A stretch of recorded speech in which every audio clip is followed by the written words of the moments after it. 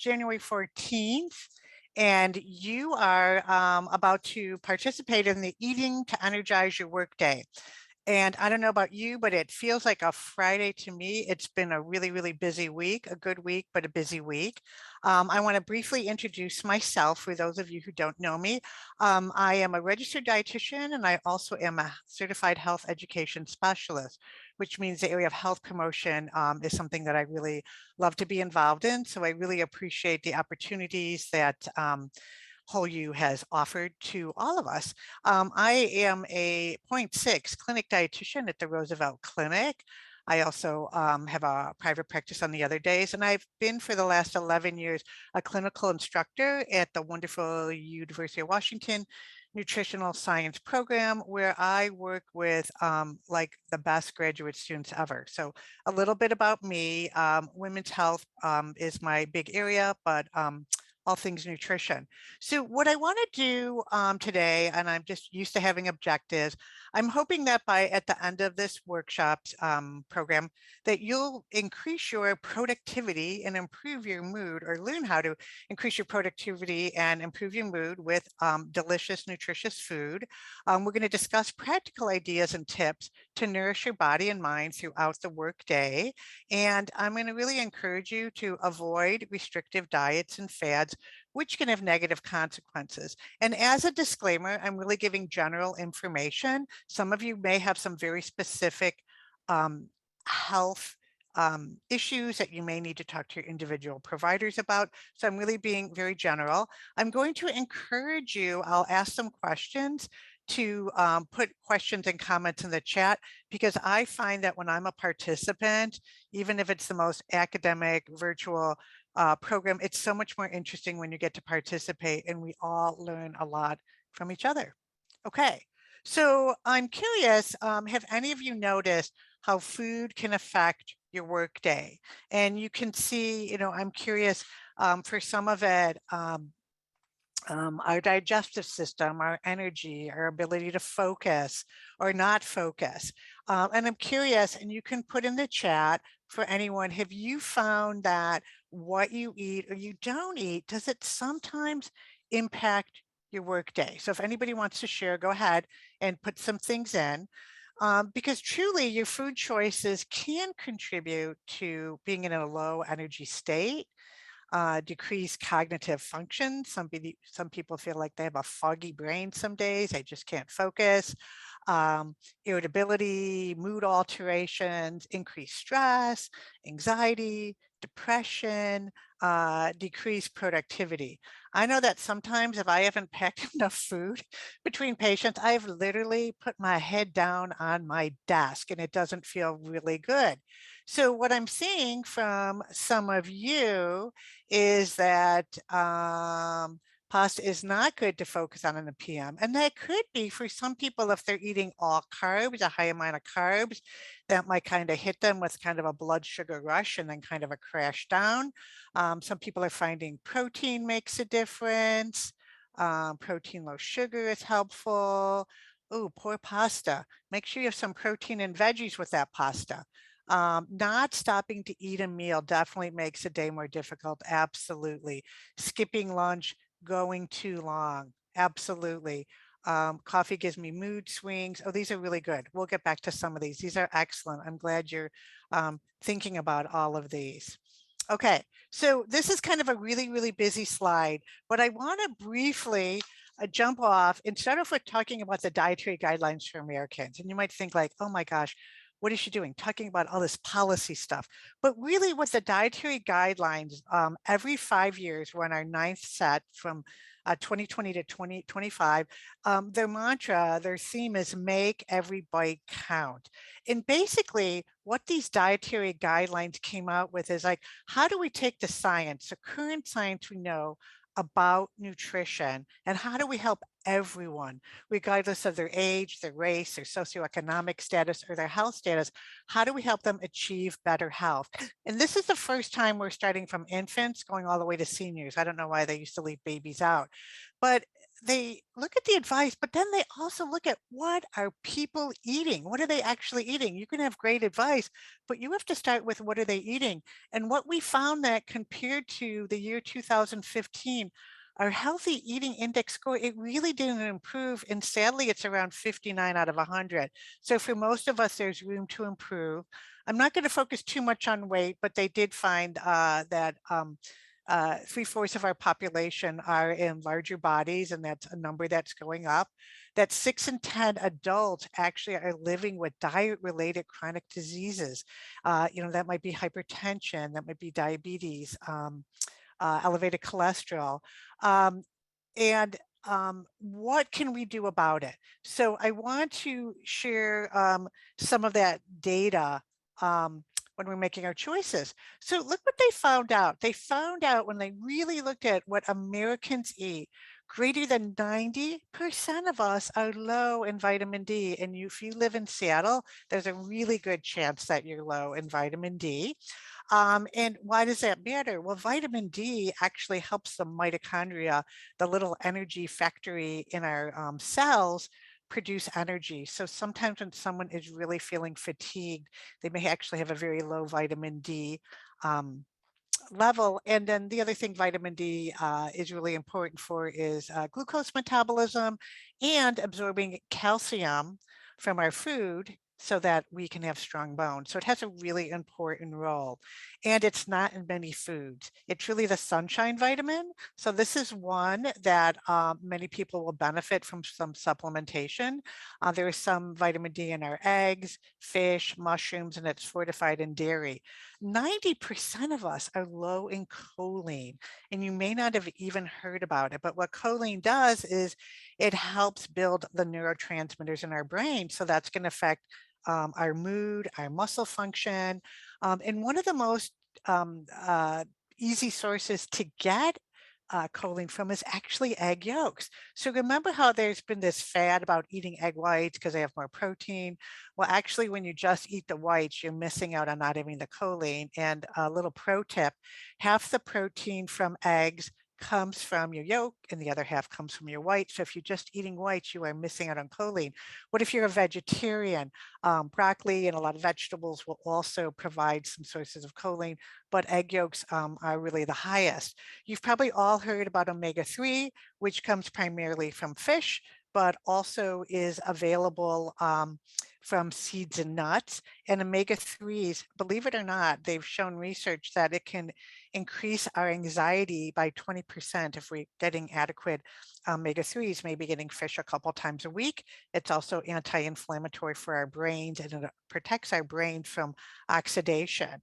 So here are these three nutrients that we tend to be low in. And then there's magnesium and vitamin K. You can easily get those from whole grains, from seeds and nuts, and they also are important for brain health and everyday health. 40% of us do not get enough vitamin A and calcium, and only 10% are missing low in B6, folate, and zinc. Okay, let me just kind of check the chat. Yes, algae and seaweed.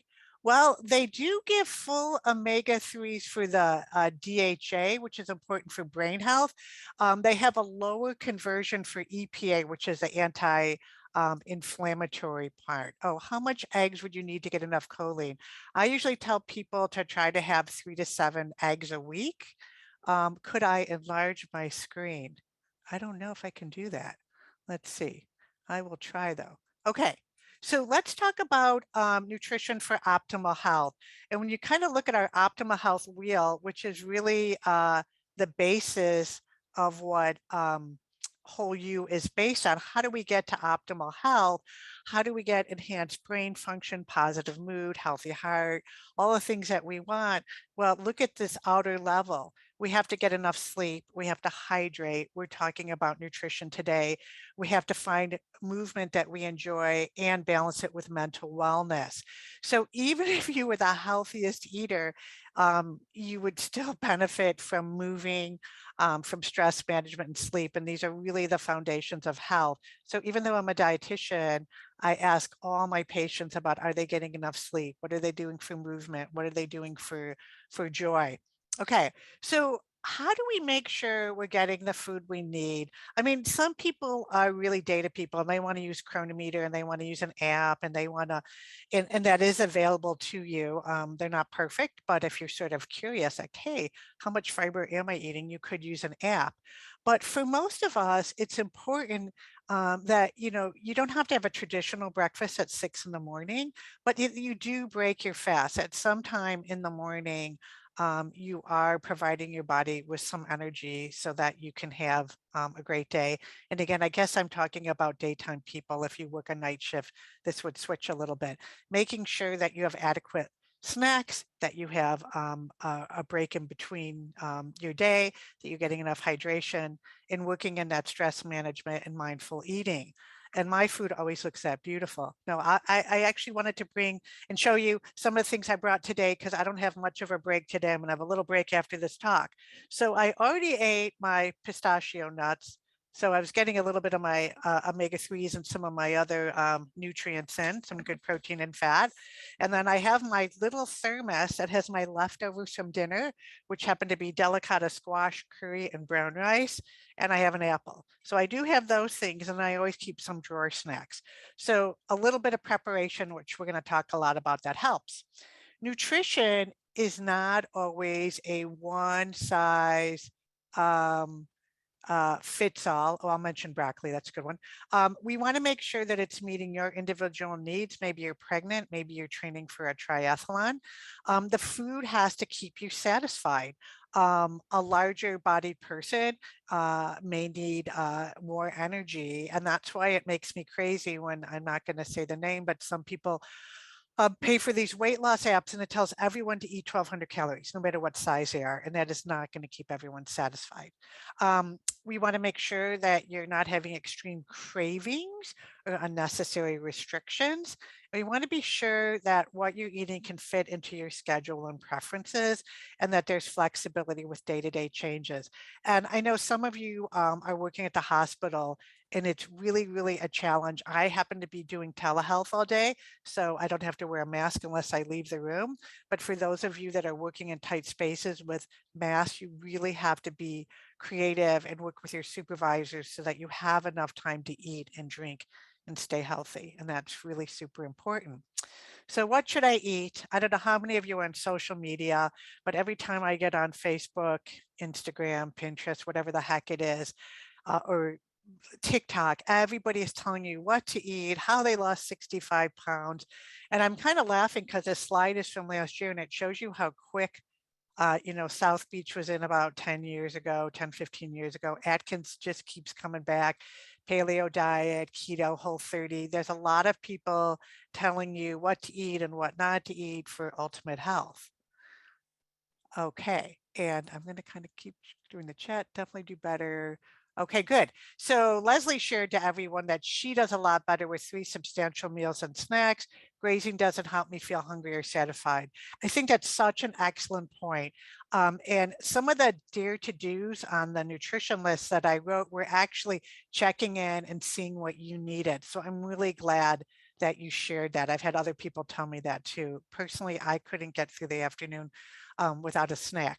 So what happens when people go on, and I'm just going to talk about it briefly, some of these restricted meal plans that are promising you quick weight loss or being anti-inflammatory, many of them are severely restricted in calories. So they're really decreasing your energy to try to give you a quick weight loss. So with such restrictions, you're almost guaranteed that you're going to have deficiencies in macronutrients, and micronutrients, maybe not enough fiber, maybe not enough iron, but it's really, really hard to get what you need on a very calorie limited diet.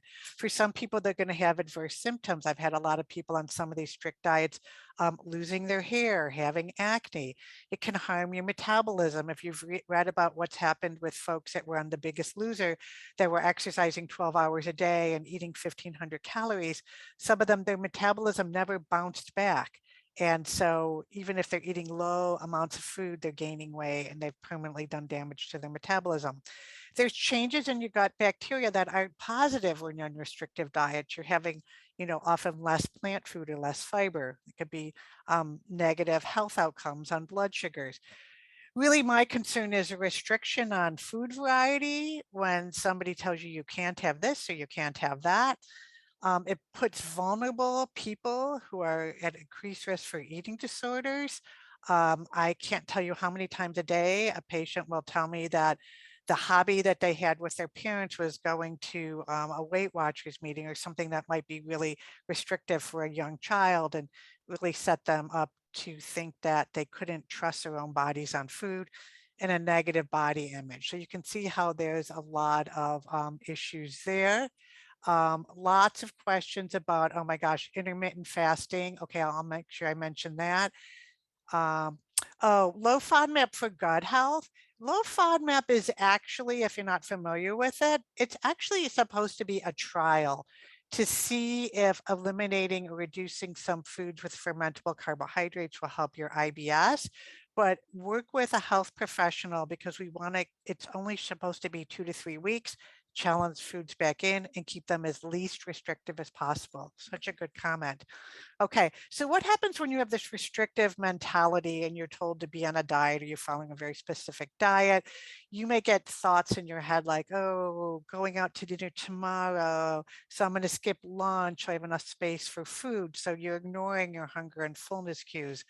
Oh, I ate something bad, so I'm just going to skip my next meal to compensate, or I'll just fast tomorrow.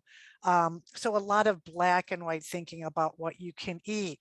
So if somebody tells you, let's say, for example, okay, you can't eat grains on this diet, or you can't eat beans, you have to give them all up, then, ooh, what happens when I start craving them and I really need to eat them?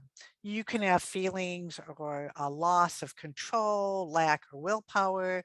When you end up what feels like giving into your cravings, you end up having a binge episode, or maybe you call that a cheat day. And then you feel worse, low self-esteem, guilt, and poor body image, which the cycle can promote weight gain and poor health outcomes. So being more attuned to your needs, being kinder and more gentle, allowing yourself to have the foods that you actually crave, you're probably going to be more likely or less likely to overeat them. Yes, we're going to talk. Oh, you guys are you're going to jump ahead of me. I love this about what does an anti-inflammatory eating look like and what does Mediterranean diets look like. Ooh, we're going to talk about that. Thank you. See, you're the educated group that already knows a lot of this good stuff. So what if we looked at, instead of looking at um, specific diets, we looked at more like healthy eating patterns and saw what we could glean from them about what foods might be beneficial. And I love this color. So yes, it's okay to eat beige sometimes, but isn't it fun when you have pomegranates in your salad or you have raspberries with your yogurt? I love purple onions, not because they just look good, but they look good in your food. Like I made this tofu curry last night. I used purple onions. Okay, so let's talk about, I know it says diet, but think of this more as a meal pattern. So there was some really good research in the last few years on what was called the MIND diet. And so what they wanted to do is do real research and find out, could the food that you eat make a difference for us cognitively with our brain? And could it possibly prevent or delay Alzheimer's disease and dementia?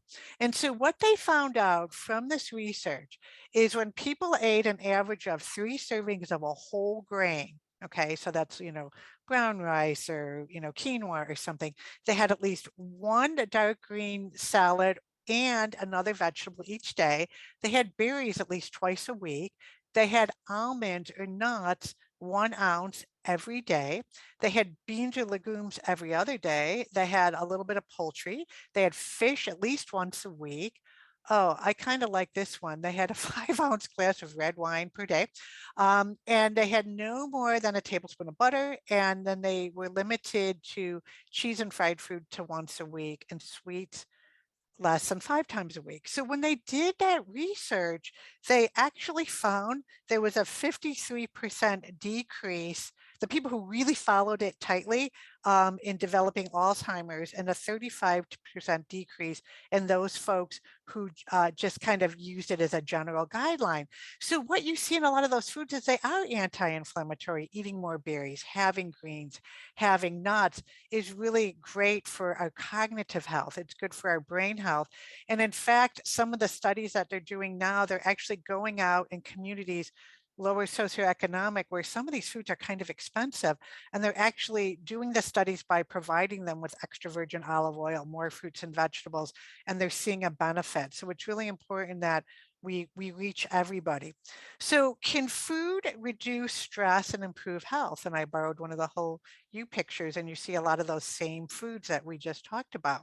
Okay, so somebody asked about the Mediterranean diet, and I want to make sure when we talked about Mediterranean diet that you understand that it doesn't matter what you like. If your background is Latinx or it's South Asian, the idea of this meal plan really applies to everyone. The foods might just look a little bit different. So we've had data for actually decades showing that folks that are more active, enjoying meals together, and this has been a hard one in COVID. I've actually, other than hanging out with my immediate family, I do really miss big meal gatherings.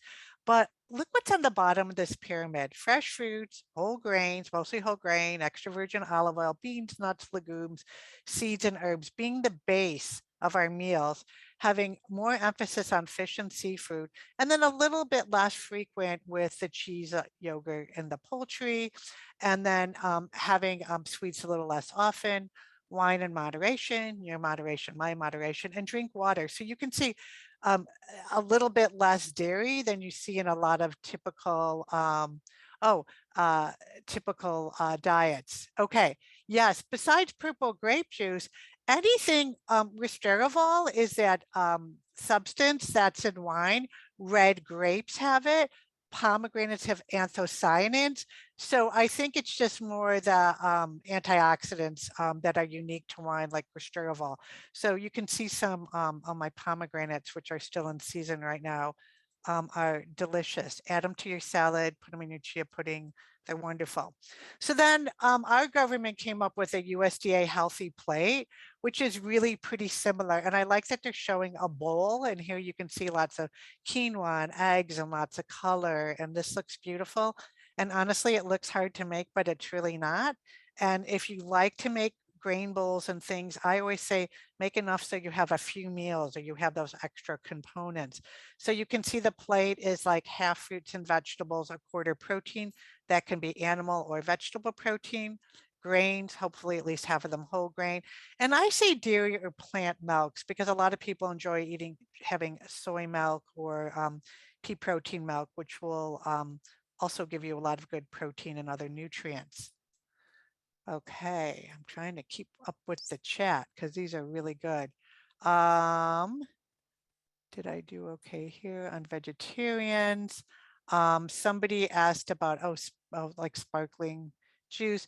Yogurt, cheese, and eggs have so much protein, which are great for vegetarians like me. I agree, they're wonderful. And non-vegetarians who don't want to eat too much meat. Spices from North African, are delicious. I'm a big fan of everything Mediterranean. I like to just try all the different flavors, whether it's Moroccan spices, all kinds of good things. You might have also heard of something called the DASH diet or the DASH meal plan. I'm sorry, it's a little bit fuzzy. I didn't have a good image. Basically, DASH stands for dietary approaches to stop hypertension. This is research that a couple of decades ago, researchers did at Harvard, and they wanted to know, like, well, what should we tell people that are trying to manage their blood pressure other than don't use so much salt? And what they found out is more plant food, more fruits, vegetables, very similar to these other meal plans, were helpful in reducing hypertension. So again, I think it's that anti-inflammatory impact. Okay, so how do we build these nourishing meals? Okay, and I want to give you really easy things to do because not everybody is a cook. It's okay to use partially prepared foods if that makes it, healthier for you. I had one patient, and the way that we were able to get more vegetables in their diet for their family is honestly, they started buying those veggie trays from Costco that, people use for Super Bowl parties, and they started putting it in their refrigerator and eating out of it for the week, and that got them to eat vegetables because it was such a foreign thing to them. So what you want to try to do is think about when you're planning your lunches or your snacks or your meals, mixing 3 or 4 of these food groups in your meals to keep you satisfied. So I think somebody mentioned earlier, yeah, when I eat just all pasta, wow, I don't always feel that great. But what if you did pasta and you added veggies and you added more protein or you added olives or things like that? So some of the ideas I had is like whole wheat bread or wraps or crackers as a grain, mix and match with, different proteins. Um, Add some fruits, and add some veggies. And, I call these like adult Lunchables, just like a lot of us used to put together these great lunches for our kids and snacks. We can do the same thing for ourselves. And I think they're so much more fun. And then food doesn't get boring from just having, uh, one type of thing. Okay. So I've got lots more examples I want to share with you. Let's talk about protein a little bit. And some people already mentioned, yeah, protein does add a lot of satiety, and we need protein. We need protein every day because we break down and we rebuild our muscles. Okay, even if we're not, really heavy, using heavy weights. So where can we get our protein from? Yes, we can get it from animal products like fish and protein and beef, but we also get it from nuts, seeds, and beans. And it's great if you can have some in your meals and snacks. It does help with protein, and it does for people who are feeling they need those signs of satiety for weight management can be helpful and have a higher sense of satisfaction and fullness. And, you can see that along with protein comes a lot of other nutrients. So here's chia seeds, which I am actually in love with. A tablespoon of chia seeds actually has a nice amount of protein, but it also has fiber and a lot of micronutrients. So almost all foods have something else to offer with them. Okay. Your proteins and snacks, it doesn't have to be low fat Greek yogurt. It could be any kind of Greek yogurt, depending on what you like. I absolutely love edamame, which is soy. It's a nice little bundle of protein, carbon, fat, and fiber, and a lot of nutrients and phytochemicals. Cottage cheese, protein in your meals, beans, eggs, lentils, um, chicken breast, tofu, and tempeh. And I think a lot of people don't realize that they think of beans as starches and lentils as starches, and there's so much more. They're actually 30% protein. They're soluble fiber, and they take much longer to break down than, let's say, white rice or a white cracker. So your body feels a lot fuller. They help to lower, keep your blood sugars normal, in a normal range, and also lowering LDLs. It looks like I have a lot of comments here on protein. Okay, so let's look at a couple of them. Throwing frozen veggies into whatever you make. I agree. We're going to talk a lot about veggies. I love that idea. Are canned or frozen okay? Yes, they are. And I'll get into more specifics on that. Um, I think everyone should keep some frozen veggies around. I don't like the texture of cottage cheese, but I put it in my blender. Yes, cottage cheese is wonderful in a dip, and you can put it in smoothies. And it's really high in protein and low in fat. And a lot of people I don't think realize it. I used to eat cottage cheese back in the day, and then I like rediscovered it, and it's like really good because it has a little bit of sodium, so it has a little bit of a savory taste too. Let's talk about fats. You want to choose nutrient-rich fats versus low to no fat. There's still people eating diet salad dressing on their vegetables, and then they don't have any fat to absorb the vitamin A in their carrots, the vitamin E, and that's in some of the grains, and the vitamin K that's in the green leafy vegetables. So I'm a big fan of plant oils, specifically extra virgin olive oil, avocado oil. You could do canola, you could do grapeseed, sesame seed, a little bit more, because they're high in monounsaturated fats and they're much more anti-inflammatory. Nuts, fatty fish. I'm not saying not to have saturated fats because believe me, there is butter in my refrigerator, but I do use it sparingly. I use it a little bit more for the flavor in certain dishes. I use coconut oil more sparingly. I might use it in a specific curry or in certain things, but that tends to be a little bit more saturated. Fat is going to give us a higher sense of satisfaction and fullness.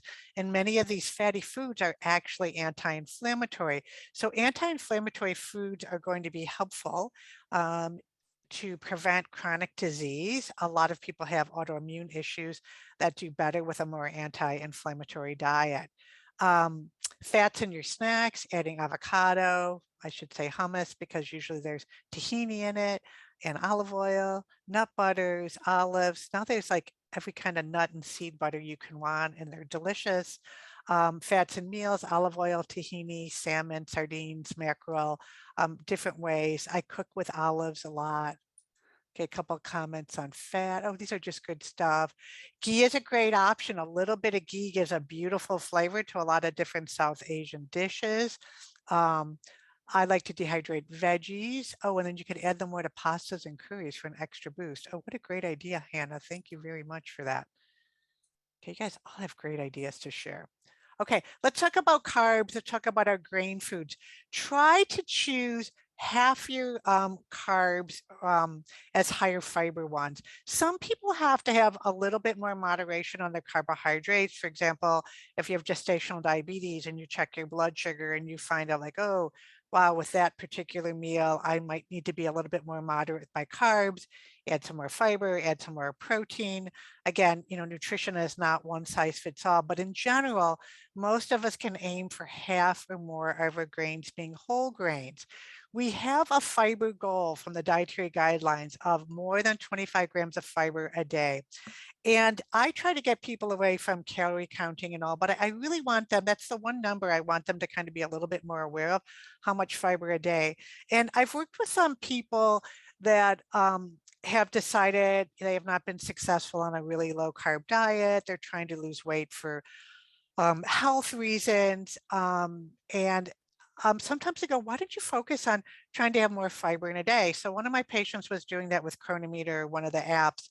And she found that she's, Judy, if I just focus on 25 to 30 grams of fiber a day, oh, I find out I need to have beans and oatmeal and fruits and vegetables.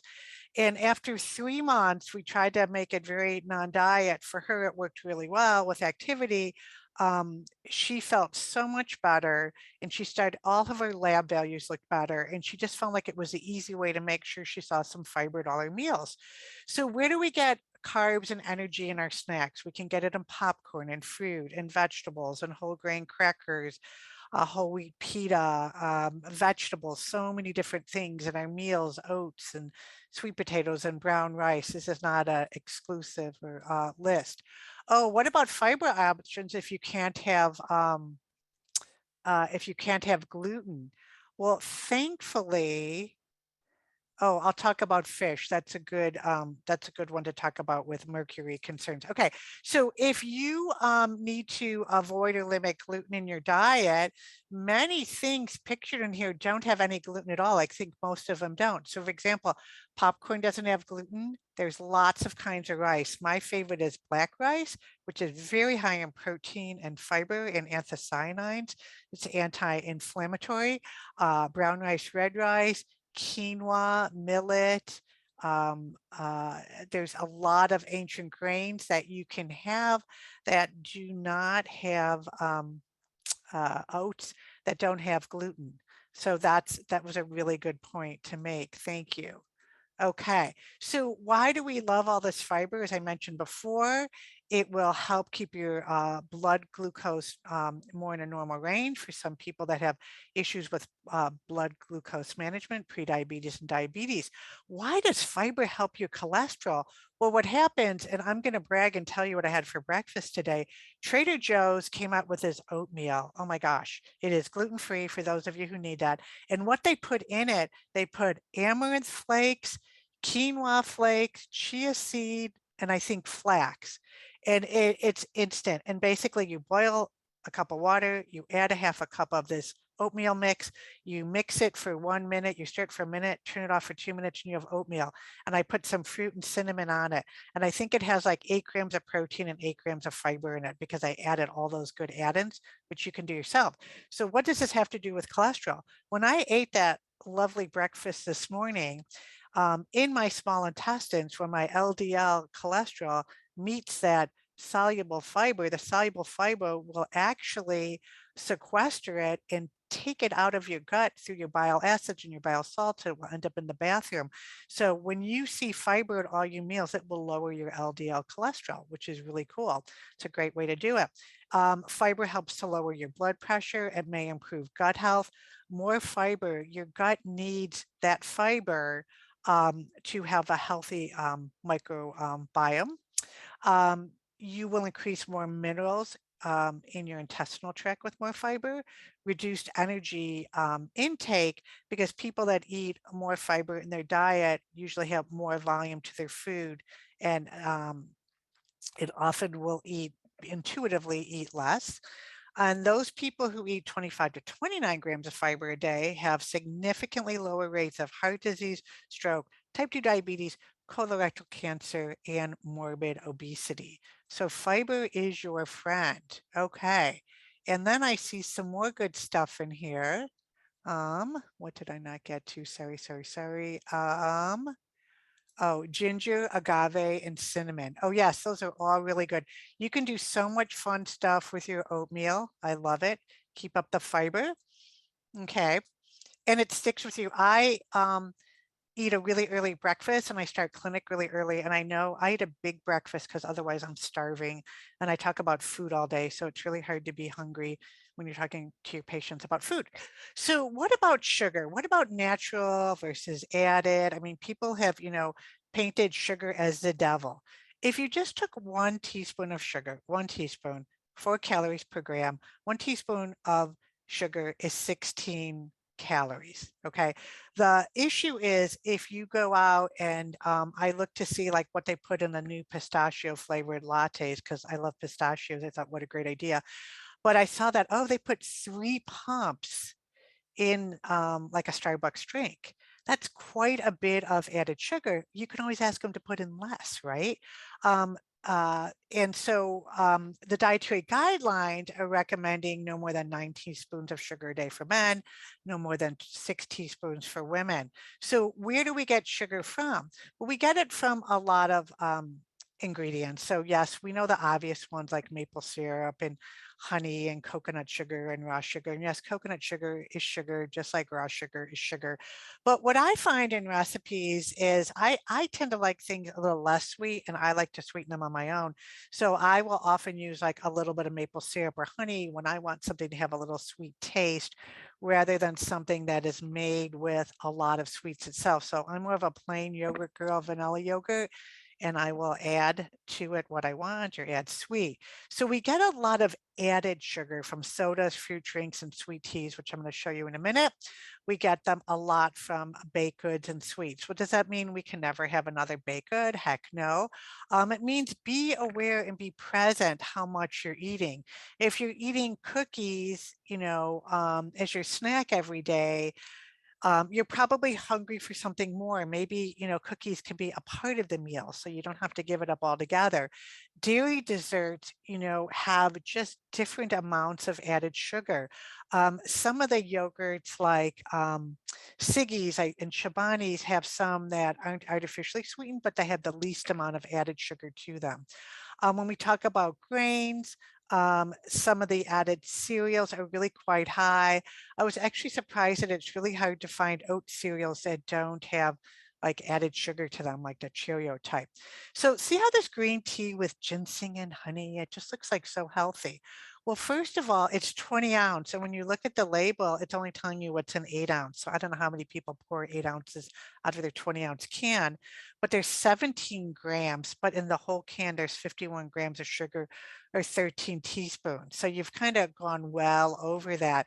So my suggestion would be if you like iced tea that you sweetened it. Truvia, which is like stevia, is a natural sugar substitute, and some people really enjoy that. Okay, maple syrup, the real stuff is loaded with antioxidants too. I agree. Oh, 1 ounce, 1 pump is 1 ounce. They really put a lot in. And yes, that latte is amazing. You know what I did? I got the pistachio, I got a short, and I put 1 pump into it, and it was really good. So I just don't like as much sugar. We tend to think of oatmeal in terms of sweet flavors. Yes, you can do oatmeal and make it savory, which is really, really delicious. Um, with seeds and nuts and other things. Okay, so let's look at some more snack ideas to try to get 2 to 3 foods in a snack when possible. So I kind of like the idea of the fruit and the nuts. You know how Starbucks makes those kind of high price snacks box? You can make those little protein, with hard-boiled eggs and veggies. You can do all of these yourself. I'm obsessed with uh, all sizes of mason jars. I love them. They're recyclable, they're sustainable. So using containers you can do and you can pack and grab and go. I'm really big on the overnight yogurt and I'm obsessed with chia pudding, 6 ounces of any kind of milk, 3 tablespoons of chia. Sometimes I put a trickle of maple syrup, sometimes I put pomegranates and pistachios in. I mean, I think they're so much fun and you can make them for like pennies on the dollar compared to the ones that you get when you're out. So I thought these were some nice snack ideas. Share your snack ideas. Let's share. Oh, +1 for the mason jars. I love them. You can even buy mason jars at Goodwill, which I buy all the time too. Um, Serving sizes versus size on the container. Boo, you do have to be careful. Um, Cocoa lovers, organic slender hot cocoa. Oh, that sounds delicious. Share your snacks if you have favorite snacks that you like to bring to work that are easy and packable. I'd love to see your snack ideas. Now, ignore that this was from the low carb nutritionist. I just like the pictures on here. So these were some work week lunches that or meals that people shared. And I don't want you to feel like you have to get up in the morning and you have to cook 3 meals. I think when you're planning for the week and you can do components.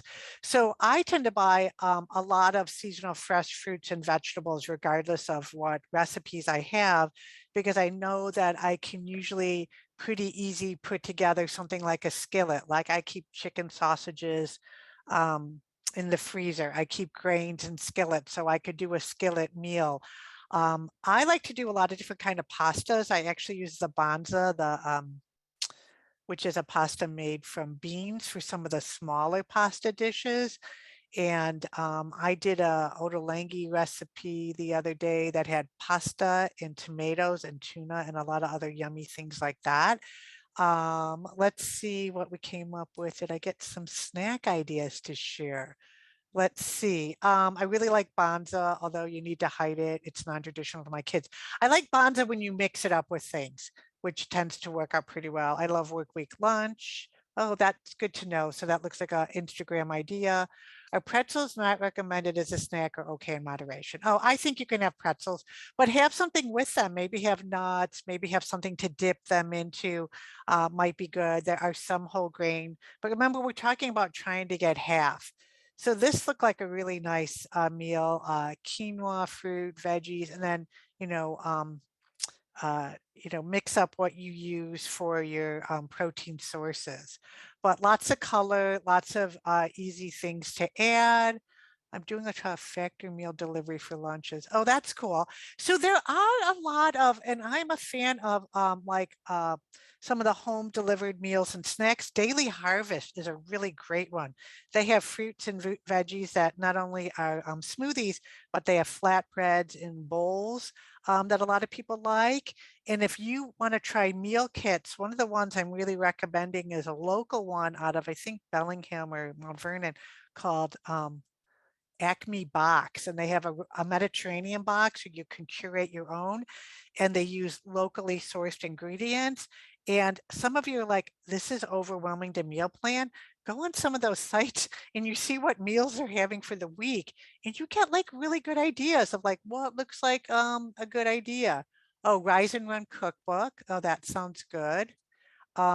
There's another cookbook I like. What is it? Eat Slow, Run Fast, that a lot of the athletes like. Baby carrots and hummus, brown rice cakes and peanut butter. Oh, these are great. Keep them coming. These are awesome. Okay, so breakfast ideas, make ahead and portable. You could take, a lot of people need their food on the run. You can make your own breakfast sandwiches. You can buy frozen ones, smoothies, overnight oats, yogurt parfaits that you can add 2 or 3 fruits in. I loved baked oatmeal with fruits and nuts. I make like a, either put them in muffin tins or I put them in a 9 by 13 and warm them up. Whole grain toast with hummus, peppers, sliced hard-boiled eggs, wraps, burritos. So if anybody has breakfast tips that they like, morning tips, those are good. Lean Habits Cookbook. I don't know that one. Thanks for sharing that. So how can you be successful in meal prep? Well, the key to success is you should be saving money and actually even be able to buy a little bit better ingredients because you're saving money, less waste, so much more sustainable for the environment, and it saves time. 20 minutes of meal prepping on the weekend, I'm telling you, will save going to the grocery store 4 times. You can manage your portions for snacks and plandovers. You can get more done with less effort. You'll probably eat more healthfully, more energy for performance throughout the day, and it'll improve your multitasking skills. While I'm making dinner, when I come home from the grocery store, I almost always prepare 2 meals. Maybe I throw something into the Instapot and I start roasting vegetables like right out of the grocery bag. Let's see, cooking bananas and rolled oats and eating cinnamon. Oh, these are great. Yes, TJ oatmeals are awesome. Frozen berries mixed in Greek yogurt or cottage cheese. The berries will thaw, they'll keep things cold. Burritos, easy to make. Yes, I love whole grain wraps. Oh, savory oats with a little shredded cheese, salt, and you can put an egg on top. How do I feel about air fryers? Diane, I don't have one because I already have a convection oven and I can't take any more, but people love them. If it helps you to eat real food fast and quick, I'm all for it. I use my convection oven to do things pretty fast, but I'll probably break down and buy one day. Okay, more meal prep tips. Batch cook, creative reuse, um, using your vegetables, making lots of different kind of salads so it doesn't get boring. I always make enough salad, almost always, to take the next day. We didn't have salad last night. Easy recipes with ingredients you always have. Keep things in the pantry. I'm very big on not only my obsession with mason jars, but also the glass stackables because they're stackable, they're nestable, they're BPA free. You don't really want to heat plastic in your microwave because BPA is bisphenol A, has endocrine disruptors. You want to make sure your stuff is leak proofed. Who's been on the bus before and your lunch has leaked out? I've had that experience. It's not good. Microwave, dishwasher, and freezer safe.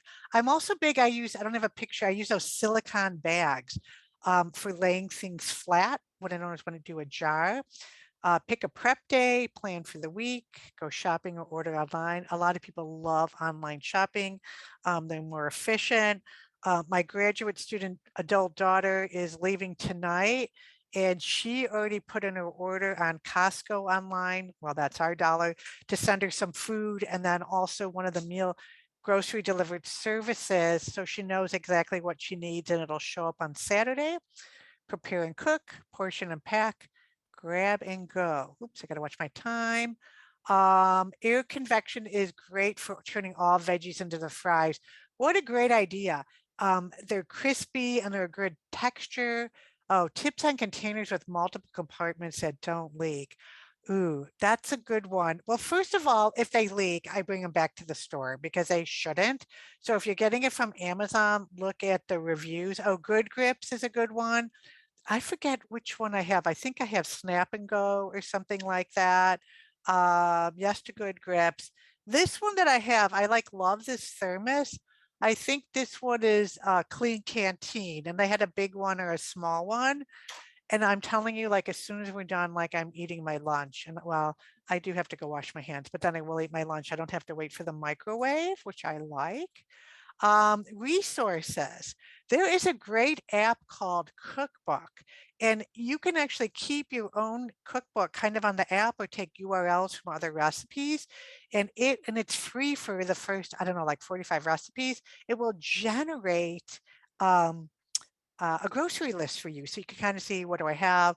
One of my patients turned me onto that. There's so many website subscriptions. My Plate Gov has Eat Healthy recipes.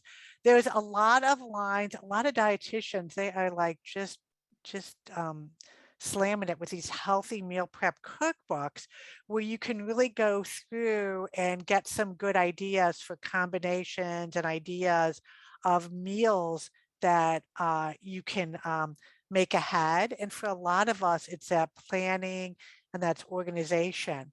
So what about dining and snacking out? I think some of us are eating in restaurants, some of us aren't.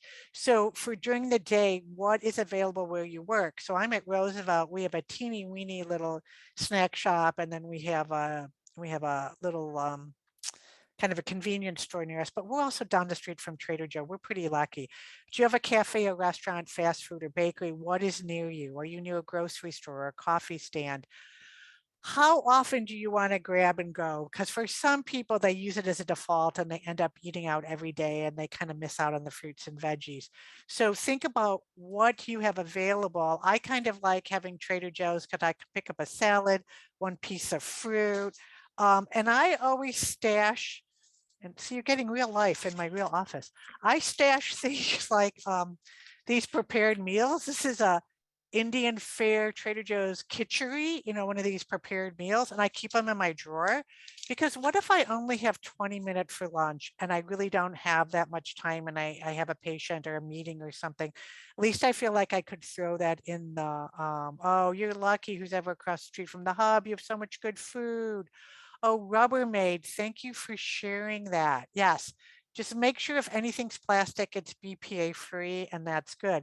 So scout out what's near you because we all have days that we forget our lunch or we're running late or something goes off.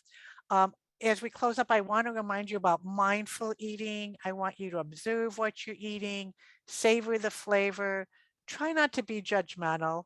I mean, if you really, want a cookie at the end of your meal, I would rather you be in the moment and enjoy it rather than, feeling like you have to hide, when you want to have a treat. Treats are okay. Okay. So there was a question. I know I didn't get to all the questions. There was a question about seafood. And if you go to the State of Washington website, they have a website on fish safety, and they actually show you based on your weight, and it's geared towards like women and pregnant women and children, but it's geared on how many servings of what type of fish. So the fish that are more bottom feeders have more mercury, so you don't want to have them as often. There's also the Monterey Bay Aquarium has a really nice chart looking not only at mercury, but it also looks at sustainability. So a lot of us don't want to eat fish that isn't sustainable to the environment. Okay, so one thing I didn't do is I didn't put my email in. And I'm going to put my email in. If you have any questions, oh, St. Jude tuna. Oh, I've heard of them. I haven't tried them. Thank you for sharing that. We are really lucky. I'm really try to work with more local sustainable food as much as possible. We're really lucky to even have farmers markets that go into the winter. I think, is it the U District one? There's a couple of farmers markets that go all year round.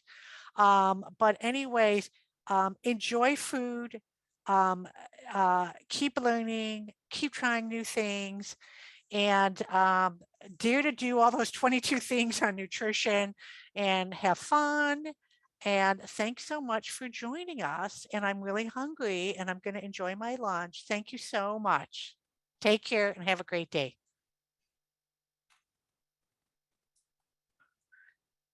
Okay, Lauren, how do we do? Oh, there's a few more questions. Oh, they're just comments. Okay, good.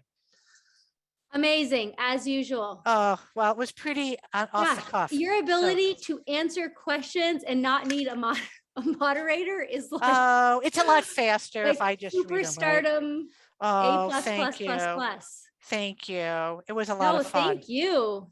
Thank you. Yes. So great. How do you think it went? I thought it was great. I love that people shared ideas because I feel like everybody has good ideas to share. You know, I'm sharing my ideas, but so many good things came out of chat. Yeah. On the recording, will they be able to see the chat?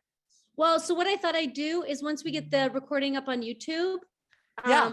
we'll also share, like I've saved the chat too. So we'll put it in a nice Word document and maybe like Oh, send it to me too, because attach I it would to love the you. Yeah, chat. I'll send it to you in an Yeah, email. because that had a lot of good information on it. Thank you so much. This was a lot Oh, of thank fun. you. You're such a great partner. Gosh, we're Oh, so grateful to have you. we got some mileage out of doing this twice, so that was good. I know, it's That amazing. was really good. All Well, right. have a good weekend. Thank you everybody for Take joining and care. spending your lunch hour with us. All right, see you. Bye Bye. bye, everyone. Bye.